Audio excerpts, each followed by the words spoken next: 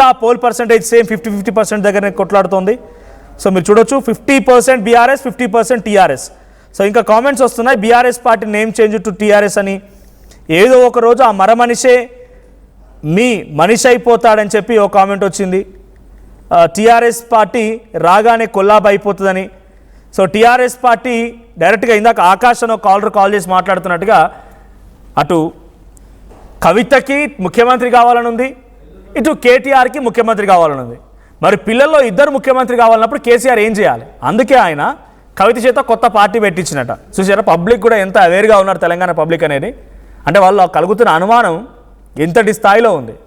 ఆయనే స్వయంగా పార్టీ పెట్టించినట్టు రేపటి రోజున అవసరమైతే షర్మిలా పార్టీ లాగానే ఈ టీఆర్ఎస్ పోయి బీఆర్ఎస్ విలీనం అవుతుందంట. పబ్లిక్ రెస్పాన్స్ అది, పబ్లిక్ రియాక్షన్ అలా ఉంది. పబ్లిక్ కూడా ఇంత తెలంగాణ ఉద్యమం తర్వాత 10 ఏళ్ల పరిపాలనలో ఇప్పుడు పబ్లిక్ మీరు నాయకులు ఏమనుకుంటారంటే పబ్లిక్ ఏం తెలియదు, వాళ్ళు ఏం పట్టించుకోవట్లేదు, మనం ఏం చెప్తే అదే ఆడుతున్నారు. ఒకరోజు పెట్రోల్ బంకుల దగ్గరికి అని చెప్పి పెట్రోల్ బంకులో ఎంగేజ్ చేద్దాం మనం పబ్లిక్ని, ఒకరోజు బస్సులో బంద్ అందాం, పబ్లిక్ని అంతా అక్కడక్కడనే కన్ఫ్యూజ్ చేద్దాం, మన పని మనం చేసుకుందామని పొలిటీషియన్స్ అనుకుంటారు బహుశా.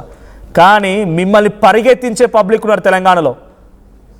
ఇండియా వైడ్గా ఇన్నిసార్లు ఇన్ని ఉద్యమాలు చేసి ఇన్ని రకాలుగా కొట్లాంటి ఏకైక రాష్ట్రం తెలంగాణ మాత్రమే. ఇక్కడ ఫుల్ అవేర్నెస్తో ఉంటారు పబ్లిక్, ఎప్పుడు చూసినా పొలిటీషియన్స్ గమనిస్తూనే ఉంటారు. సో ఇంకో కాలర్ ఉన్నారు, పీసీఆర్ శివశంకర్ గారు ఫ్రమ్ హైదరాబాద్. శివశంకర్ గారు మాట్లాడండి. శివశంకర్ గారు హలో సార్, మాట్లాడండి. ఇప్పుడు టీఆర్ఎస్ కొత్త పార్టీ పెట్టారు కదా, కవిత సక్సెస్ అవ్వాలని కోరుకుంటున్నాము. ఓకే, అట్లానే పేద ప్రజలు చూడాలి. ఈ టీఆర్ఎస్ పార్టీ అనేది పేద కోసం పుట్టింది, ప్రత్యేక రాష్ట్రం కోసం పుట్టింది. కాబట్టి మహిళా ముఖ్యమంత్రి కావాలని కోరుకుంటున్నాను. థ్యాంక్ యూ శివశంకర్ గారు. సో కవిత మహిళా ముఖ్యమంత్రి కావాలని కోరుకుంటారంట శివశంకర్ గారు. కవిత మహిళా ముఖ్యమంత్రి కావాలి, సక్సెస్ కావాలి పార్టీ అని చెప్పి కోరుకుంటున్నారు. సో తన్ని కోరుకునే వాళ్ళు ఉన్నారు. బీఆర్ఎస్ పార్టీ ఇప్పుడైతే డోసేజ్ పెంచింది. ఒకసారి మళ్ళీ మీకు ఆ ట్వీట్ చూపిస్తాను. కోల్గేట్, కూల్గేట్, బిస్లరీ, బ్రిస్లీ.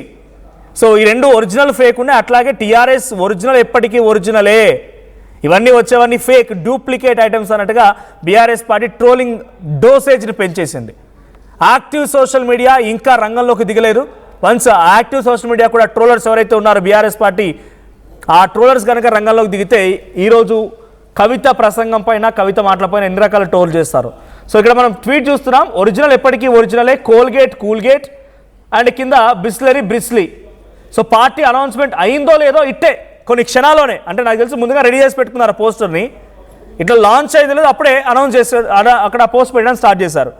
సో ఇంకా రియాక్షన్స్ వస్తూ ఉన్నాయి. సో మీ పార్టీ మీరు దేనికి సపోర్ట్ చేస్తారంటే 50% టీఆర్ఎస్ అండ్ 50% బీఆర్ఎస్ అంటున్నారు.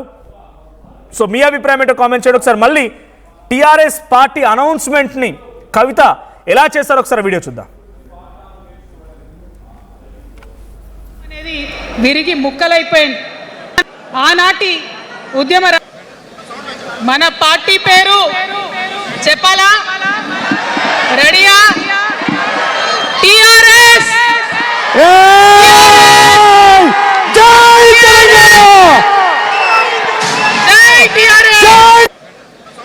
మన పార్టీ పేరు చెప్పాలా? రెడీయా? టీఆర్ఎస్.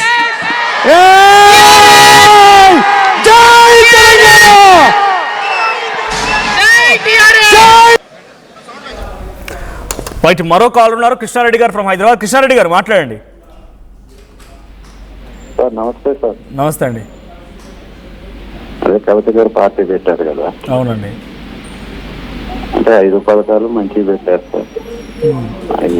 పథకాలు ఏం కాదు, హామీలు అవన్నీ హామీలు.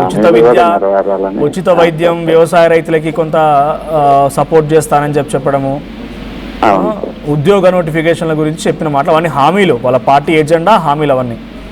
అదే అవి నెరవేరాలని కోరుకుంటాం సార్ మేము కూడా. థ్యాంక్ యూ మద్దతు అయితే ఖచ్చితంగా కవిత గారు. రైట్, థ్యాంక్ యూ కృష్ణారెడ్డి గారు. సో తను ఇచ్చిన హామీలు నెరవేరాలని కోరుకుంటున్నామని చెప్పి చాలామంది కాలర్స్ చెప్తూ ఉన్నారు. ఒకే రోజులో ఒకే నోటిఫికేషన్తో 4 లక్షల ఉద్యోగాల భర్తీ, ఇది నిజంగా నమ్మశక్యంగా లేదు నాకైతే. ఎందుకంటే మేము ఆ ఉద్యోగాలు చేయాలనో లేకపోతే చదువుకున్న వయసు నుంచి వచ్చిన వాళ్ళమే, ఉస్మానియా యూనివర్సిటీ వేదికగా చాలా రోజులు నోటిఫికేషన్ల కోసం ఎదురు చూసిన వాళ్ళమే, పుస్తకాలు తిరిగేసిన వాళ్ళమే.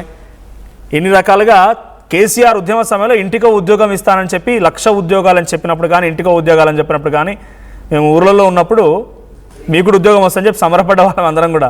ఇప్పుడు మళ్ళీ 4,00,000 ఉద్యోగాలంటే మళ్ళీ ఇప్పుడు పాపం కవిత ప్రసంగాన్ని చూసి ఎంతమంది గ్రామాలున్న ప్రజలంతా మళ్ళీ తట్టాబుట్ట చదువుకొని అశోక్ నగర్కో, అమీర్పేట్కో, ఎస్ఆర్ నగర్కో, దిల్సుఖ్ నగర్కో వచ్చి మళ్ళీ కోచింగ్ సెంటర్లు నిండిపోవాలి.